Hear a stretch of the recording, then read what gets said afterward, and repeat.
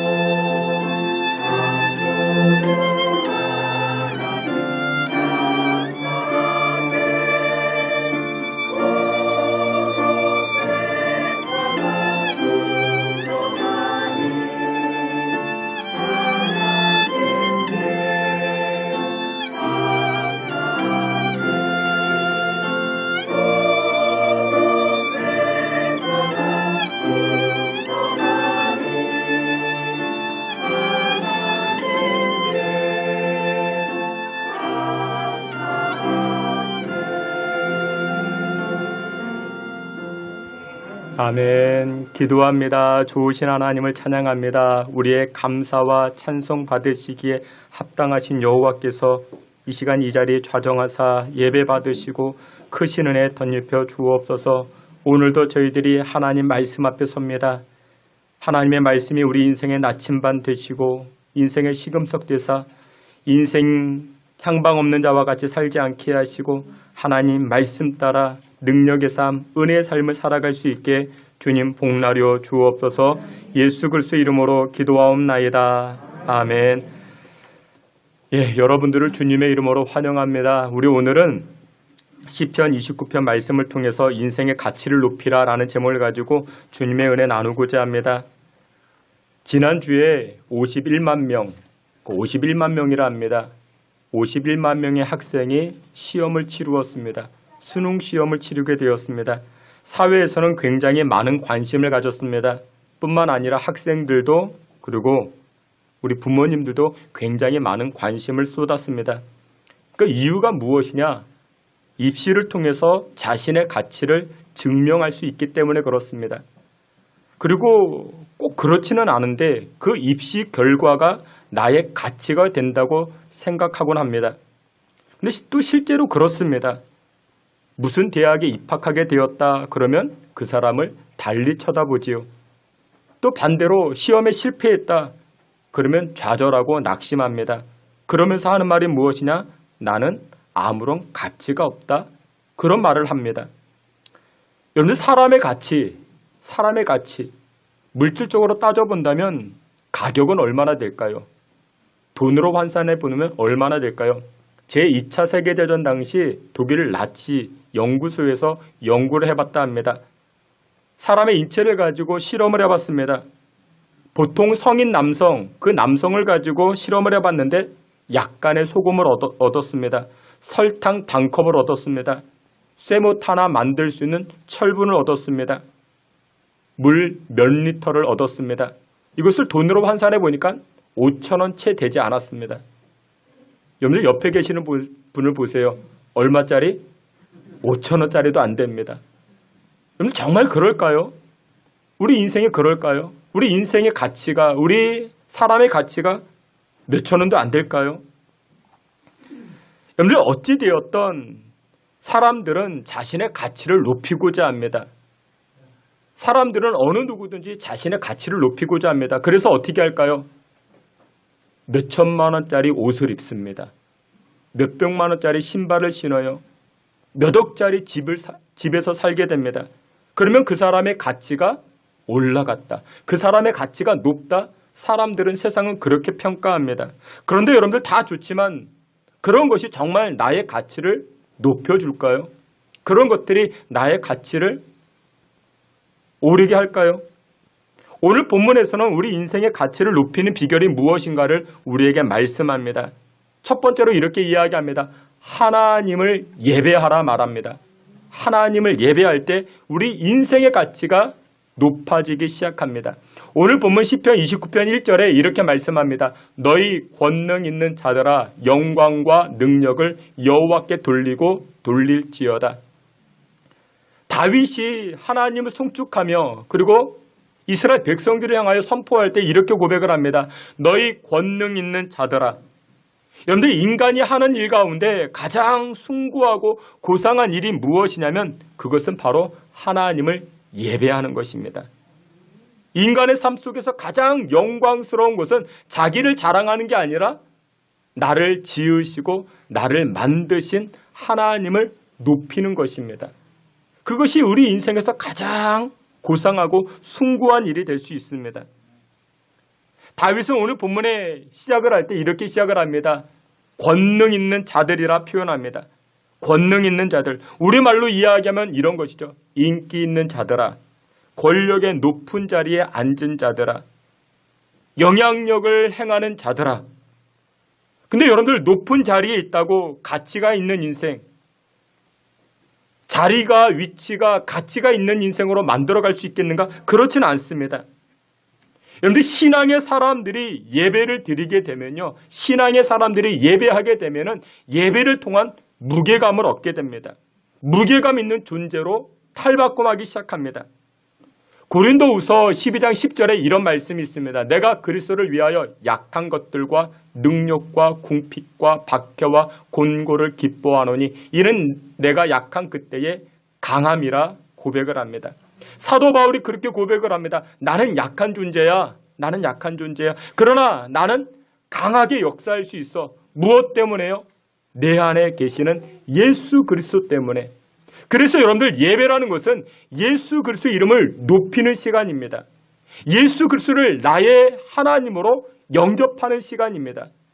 권능의 이름 예수 그리스도, 권능의 이름 예수 그리스도께서 내 안에 임재하실 때 우리의 인생은 어떻게 됩니까? 가치 있는 인생, 약한 존재에서 강한 인생으로 탈바꿈하기 시작한다라는 것입니다. 고린도후서 12장 이 말씀을 주제로 찬송이 만들어졌죠. 우리가 즐겨 부르는 찬송 가운데 이런 찬송이 있습니다. 약할 때 강함 대신에, 그런 찬송이 있습니다. 후렴 부분에 이렇게 고백을 합니다. 영어 찬송을 보니 Jesus Lamb of God, worthy is your name. 이 worthy라는 것이 무엇이냐면 worthy, 가치가 있다, 합당하다. 예수님의 이름은 우리의 찬송과 영광 받으시기에 합당하다. 그분의 이름에는 무엇이 있다? 가치가 있다. 그렇게 고백을 합니다. 여러분들 이 worthy라는 단어에서 weight라는 무게감이라는 이 단어가 파생되어집니다. 여러분 그렇습니다. 어린 양 대신 예수 그리스도의 이름에는 높은 가치가 있습니다. 그 이름에는 무게감이 있습니다. 근데 우리가 그 어린 양 대신 예수 그리스도 이름을 높이고 송축하며 예배할 때 예수님과 내가 하나가 됩니다. 하나가 되면 어떻게 됩니까? 나는 약한 존재였지만 능력의 이름 예수 그리스도께서 내 안에 임재하시기에 우리의 인생도 강한 인생으로, 능력의 인생으로 변화가 되는지, 나의 가치가 달라지게 되는 줄 믿으시길 주의 이름으로 축원합니다. 여러분들 우리가 예배할 때 어린 양 대신 예수님이 내 안에 임재하십니다. 내 안에 들어오게 됩니다. 여러분들 예배하게 되면요, 하나님을 온전히 예배하게 되면은 어떤 역사가 일어나는가? 예배하게 되면은 온전히 예배하는 사람에게는 영적인 아우라가 나타납니다. 영적인 아우라가 나타납니다. 무게감이 나타납니다. 영적인 가치가 나타나서 누구든지 가볍게 대할 수 없는 그런 사람으로 변화가 되는 것입니다. 대표적인 사람이 모세였죠. 모세가 시내 산에 올라 하나님을 대면합니다. 하나님을 예배합니다. 예배하고 내려오니 어떤 일이 벌어집니까? 영적 아우라가 이 모세를 뒤덮었습니다.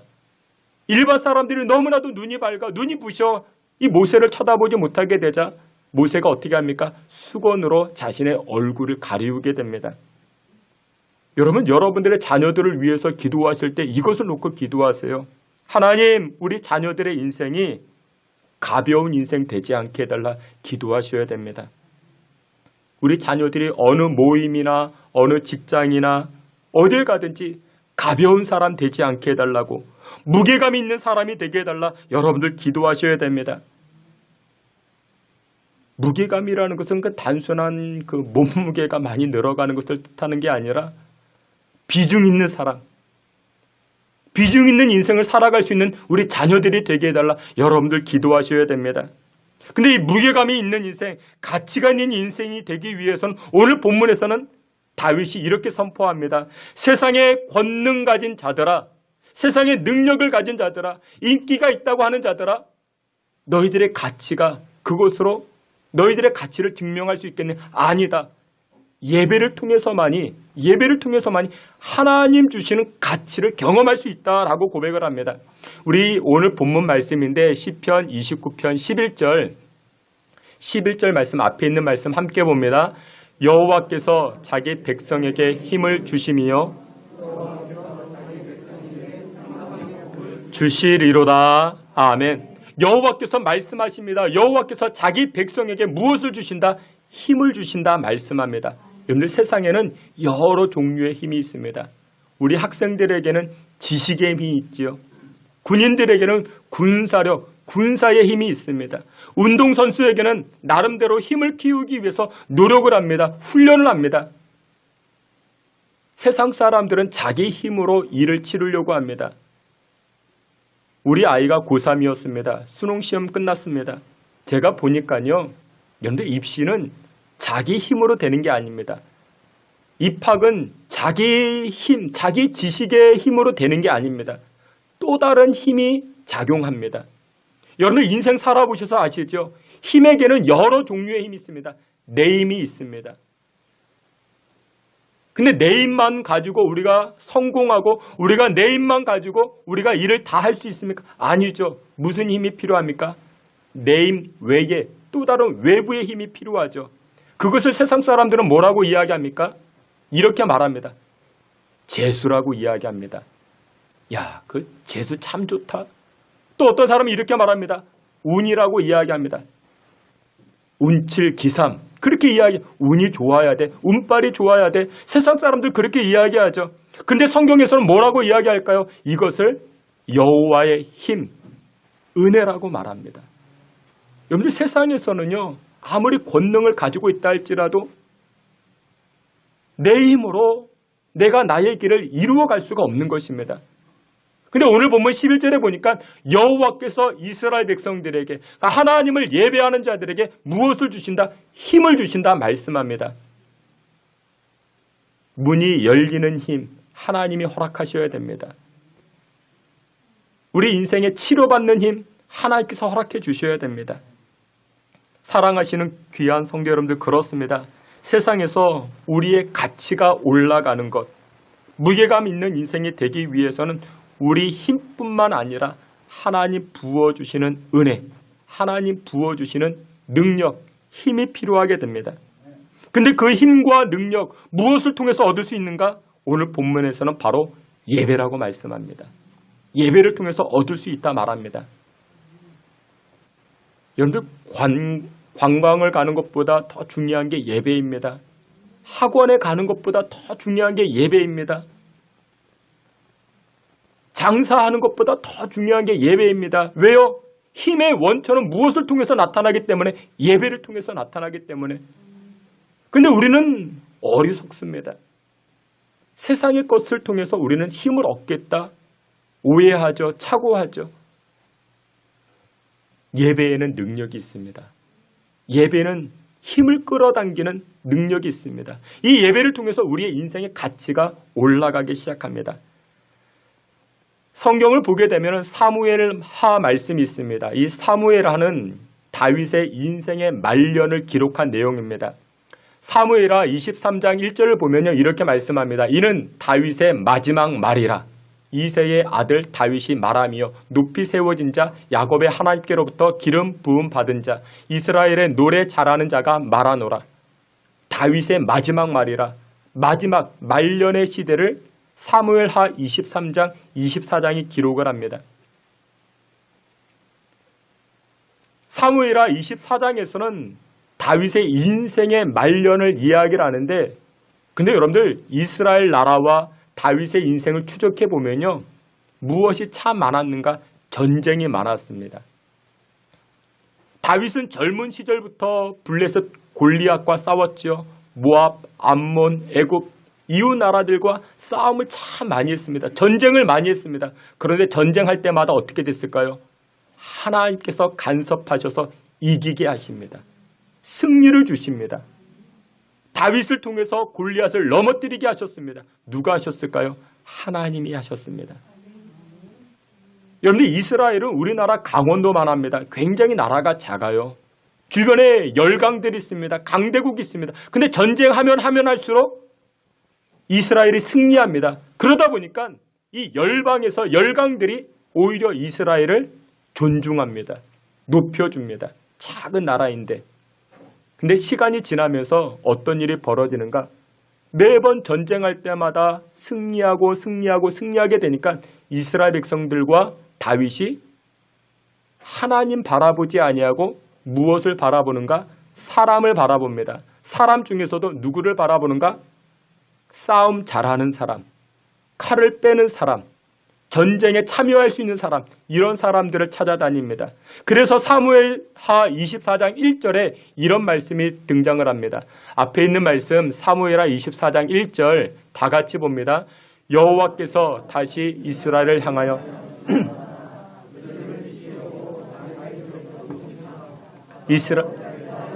유다의 인구를 조사하라 하신지라. 아멘. 이스라엘 백성들과 다윗이 이제는 무엇하려고 하여? 인구조사를 실시합니다. 인구조사를 왜 실시했을까요? 고대 사회에서는 전쟁을 할 때 가장 중요한 것이 사람 숫자였습니다. 전쟁에 참여할 자가 몇 명이나 되는가? 칼을 빼는 자가 몇 명이나 되는가? 인구조사를 하게 됩니다. 우리나라도 인구조사합니다.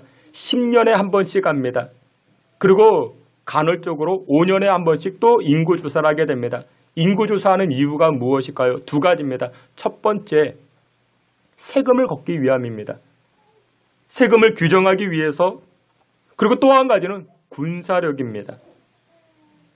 이스라엘 백성들은 계속해서 전쟁을 합니다. 전쟁할 때 전쟁에 참여하는 숫자가 몇 명이나 되는가? 이것을 계수합니다. 전쟁에 참여할 수 있는 사람이 50만 명이다, 30만 명이다, 이것을 계수해 봅니다. 전쟁에 참여할 수 있는 숫자가 많고 많아지다 보니까 사람들이 누구를 의지합니까? 하나님을 의지하고 하나님을 바라보기보다 전쟁에 참여하는 군사들을 바라보고 군사들을 더 의지하게 됩니다. 이것을 하나님께서 징계하십니다. 이것에 하나님께서 진노하십니다. 그래서 하나님께서 이스라엘 백성들과 그 땅 가운데 다윗에게 하나님 징계하시는데, 근데 하나님 아주 독특하게 말씀하십니다. 다윗에게 말씀합니다. 내가 너의 나라와 너의 땅을 징계할 때에 셋 중에 하나 골라라.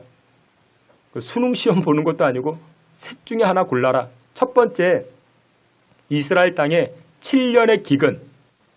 두 번째, 너의 왕족이, 다윗의 왕족이, 다윗의 일가가 원수들에게 쫓겨서 석 달 동안 피난당하는 것. 세 번째, 전염병. 이 셋 중에 하나 고르라. 다윗에게 하나님 말씀하십니다. 여러분들 무엇을 선택하시겠습니까?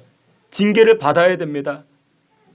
하나님의 벌을 받아야, 무엇을 선택하시겠습니까? 다윗은 이때 세 번째를 선택합니다. 전염병을 선택합니다. 이유가 무엇이냐?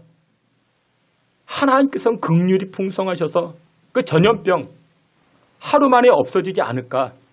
하나님의 긍휼을 바라보면서 그 징계 가운데도 하나님의 긍휼을 바라보면서 전염병을 선택하게 됩니다. 그런데 이 전염병으로 말미암아 이스라엘 백성들의 7만 명이 세상을 떠나게 됩니다. 근데 더 기가 막힌 일이 벌어집니다. 하나님의 천사가 이제는 어디를 향하여 다가오는가? 예루살렘을 향하여 다가옵니다. 징계하는 천사가, 하나님의 명을 받은 천사가 예루살렘을 향하여 다가옵니다. 예루살렘이 어떤 곳인데, 이스라엘의 수도인데, 중심인데, 전염병이 다가오면 이런 다 무너지는데, 이때 이 다윗이 어떻게 했을까요? 사무엘하 24장 25절에 이렇게 말씀합니다. 우리 말씀 한번 다 같이 봅니다. 그곳에서 여호와를 위하여 제단을 쌓고 화목제를 드렸더니 이에 여호와께서 그 땅을 위한 기도를 들으심에 이스라엘에게 내리는 재앙이 그쳤더라. 아멘. 전염병의 재앙이 그쳤더라. 무엇 때문에 그쳤더라? 번제와 화목제를 통해서 예배를 드리니까 그 재앙이 멈췄더라. 그쳤더라. 여러분, 그렇습니다. 예배에는 이와 같은 능력이 있는 것입니다. 여러분들이 예배하십니까? 여러분들이 하나님을 송축하십니까? 그러면 우리의 인생의 가치가 올라가는 것입니다. 치루케 하시는 여호와의 손이 여러분들에게 임하게 되는 줄 믿으시길 축원합니다. 권능의 역사가, 권능의 손이 예배하는 여러분들에게 임하게 되는 줄 믿으시길 축원합니다. 예배를 통하여서 하나님 주시는 그 가치 있는 인생, 무게감 있는 인생으로 살아가실 수 있는 저와 여러분 다 되시기를 주님의 이름으로 축원합니다. 마지막 두 번째로 우리 인생의 가치를 높이는 비결이 무엇이냐? 두 번째를 감사라 말합니다. 감사.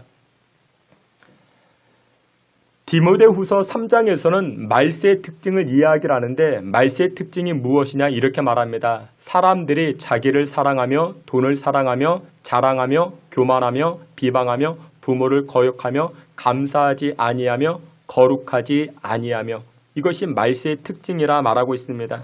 그런데 여기에 보니까 감사하지 않는 것이 바로 말세의 특징이다, 그렇게 이야기를 합니다.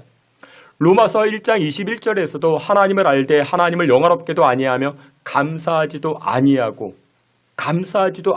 것, 그것이 바로 하나님을 저버린 사람들의 특징이라 그렇게 이야기를 합니다. 여러분들, 우리 인생의 가치가 올라가는 비결이 무엇이냐면요, 감사 잘하면 됩니다. 감사 잘하면요, 하나님께서 여러분들의 인생을 높여주십니다. 누가복음 17장을 보게 되면요, 10명의 나병 환자가 등장을 합니다. 여러분들, 성경에서 이건 굉장히 특이한 상황입니다. 예수님에게 다가와서 나를 고쳐달라 이야기할 때는 대부분이 한 사람이었습니다. 대부분이 한 사람이었는데 10명의 무리가 다가와서 예수님 나를 고쳐달라 이야기했던 케이스는 여기밖에 없습니다. 그런데 예수님 어떻게 하십니까? 이 10명의 모든 사람들을 다 고쳐주셨습니다. 문둥병 환자, 나병 환자, 이 10명의 사람을 고쳐주셨습니다. 10명이 고침받았는데, 그런데 16절 말씀해 보니 누가복음 17장 16절에 예수의 발 아래에 엎드려 감사하니 그는 사마리아 사람이라. 한 사람만 돌아와서 예수님에게 감사를 표현했대요. 몇 명이 고침받았는데, 10명이 치료받고 고침받았는데, 그때 예수님이 질문합니다. 17절 말씀에 예수께서 대답하여 이르시되 10사람이 다 깨끗함을 받지 아니하였느냐? 그 9은 어디 있느냐? 10명이 치료받았는데, 10명이 고침받았는데, 10명이 응답받았는데 9명은 어디 갔냐? 왜 감사 표현이 없느냐? 예수님이 이렇게 질문합니다. 여러분들, 올 한 해 지내오시면서 하나님 앞에 기도하고 하나님 앞에 엎드려 간구해서 얻은 은혜가 우리가 얼마나 많이 있습니까? 기도의 제목, 또 질병의 문제, 육신의 문제, 여러 문제들 우리가 치료받고 고침받고 해결받고. 근데 여러분들은 어느 쪽에 속하고 계십니까? 치료받은 10명의 이 나병 환자 중 한 명만 감사하기 위하여 예수님에게 다가왔습니다. 나머지 9은 어디 갔느냐? 우리는 그렇게 생각하죠. 아니, 어떻게 그렇게 치료받았는데, 어떻게 그 응답을 받았는데, 어떤 그런 기적을 경험했는데 어떻게 감사를 안 할 수 있을까? 그런데 인간은, 우리는 얼마든지 그럴 수 있습니다. 히브리서 6장 4절부터 6절에 보면요, 아주 기가 막힌 말씀이 있습니다. 이런 말씀이 있어요. 히브리서 6장 4절 6절인데 앞에 있는 말씀 함께 봅니다. 한번 빛을 받고 하늘의 은사를 맛보고 성령에 참여한 바 되고 하나님의 선한 말씀과 내세의 능력을 맛보고도 타락한 자들은 다시 새롭게 하여 회개하게 할 수 없나니 이는 그들이 하나님의 아들을 다시 십자가에 못 박아 드러내놓고 욕되게 함이라. 아멘. 여기 4절에 보니까 한 번 빛을 받고 하늘의 영광의 빛을 체험했습니다. 교회에 나와서 신앙생활했는데 하늘의 은사도 경험을 했습니다. 성령에 참여한, 성령의 은총도, 성령의 충만한 은혜도 경험을 했습니다. 근데 그 다음에 어떻게 됐을까요? 감사하는 자리로 나아가지 아니했다라는 것입니다. 맛보고도, 하나님의 신령한 은혜를 맛보고도 또 세상으로 나아가는 경우, 여러분들 그런 경우 있으시죠? 목사님이 그런 광고합니다. 성도님들, 암흑의 아이가 있는데, 암흑의 아들이 있는데 이번에 극심한 질병에 걸렸습니다. 성도 여러분들 기도해 주십시오. 기도해 주십시오. 내일 수술대에 들어간다 합니다. 병원에서는 가능성이 희박하다 합니다. 그러나 여러분들 기도해 주세요. 기도해 주세요. 그래서 전 성도들이 모여서 기도했어요. 근데 의사가 이렇게 열어보더니 깜짝 놀랍니다. 아니, 이 암이 어디 갔을까? 분명히 사진에 나왔었는데 열어보니 없어졌습니다. 온데간데 사라졌습니다. 근데 성도들은 알죠. 무슨 역사가 있었다? 하나님의 기적의 역사가 있었다. 치료의 역사가 있었다. 그런 기적을 경험했죠. 그 아이도 경험했습니다. 엄마도 일러줍니다. 너를 고쳐주시고 너를 치료해 주신 것은 하나님이야. 하나님이야. 너는 죽을 뻔한 아이야. 하나님이 고쳐주셨어. 근데 그 아이가 성장했습니다. 성장했는데 예배를 드리지 않아요. 교회로 나오지 않습니다. 왜 그랬을까요? 히브리서 4장 말씀과 같이 한 번 영광의 빛을 체험했지만, 하나님의 은혜를 맛보았지만 감사치 아니하고 세상으로 다시 돌아가 버리는 것입니다. 고침은 받았어요. 몸의 질병을 해결됐습니다. 물론 그것으로도 우리 인생의 가치는 올라갔죠. 인생의 가치는 올라갔죠. 오늘 본문을 보세요. 누가복음 17장 보게 되면 10명의 나바용 환자 치료받았습니다. 몸이 건강해졌어요. 인생의 가치가 올라간 것이죠. 근데 여러분들 오해 없으시며 들어주시길 바랍니다. 죄송한 이야기인데 이게 현실이에요. 우리의 건강은요, 언제가 제일 건강해요? 오늘이 제일 건강합니다. 죄송합니다. 우리 어르신들이 계시는데 5년 후가 더 건강해지고 10년 후가 더 그런 법은 없습니다. 우리 육신은 그렇습니다. 어떤 분은 몸이 더 건강해지기 위해서 노력과 투자를 정말 많이 합니다. 물론 여러분들 운동하셔야 됩니다. 근데 오늘이 제일 건강합니다.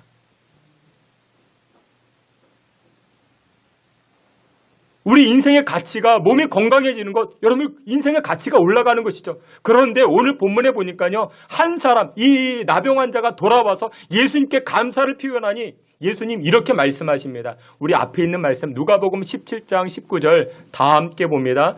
그에게 이르시되 일어나 가라, 내 믿음이 너를 구원하였느니라 하시더라. 아멘. 몸이 건강해져서 인생의 가치가 올라갔죠. 몸이 건강해진 것, 몸이 건강한 것, 그것으로 끝납니다.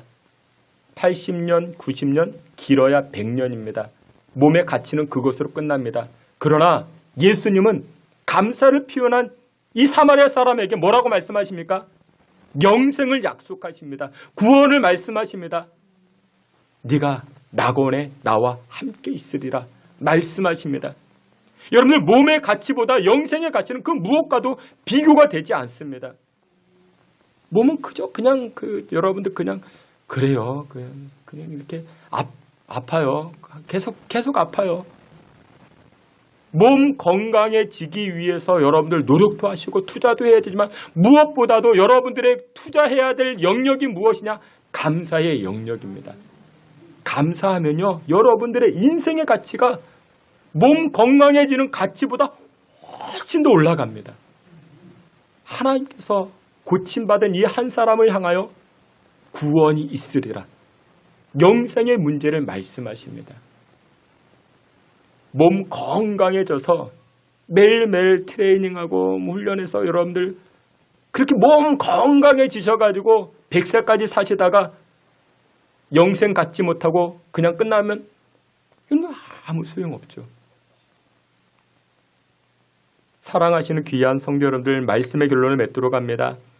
세상에서는 위치와 자리를 따져서 그 사람의 가치를 말하고 있지요.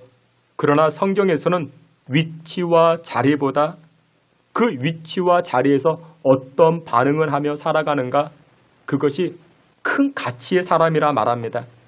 여러분들의 인생의 가치를 변화시키고자 하십니까? 그렇다면 예배의 자리를 사모하십시오. 그리고 감사를 표현해 보십시오. 그러면 여러분들의 인생의 가치가 올라갑니다. 여러분들의 인생이 달라지기 시작합니다. 하나님께서는 힘 주십니다. 그런 사람들에게 평강을 주십니다. 은혜를 부어주십니다. 그리고 결국 인생의 가치를, 인생의 무게감을 달리해 주십니다.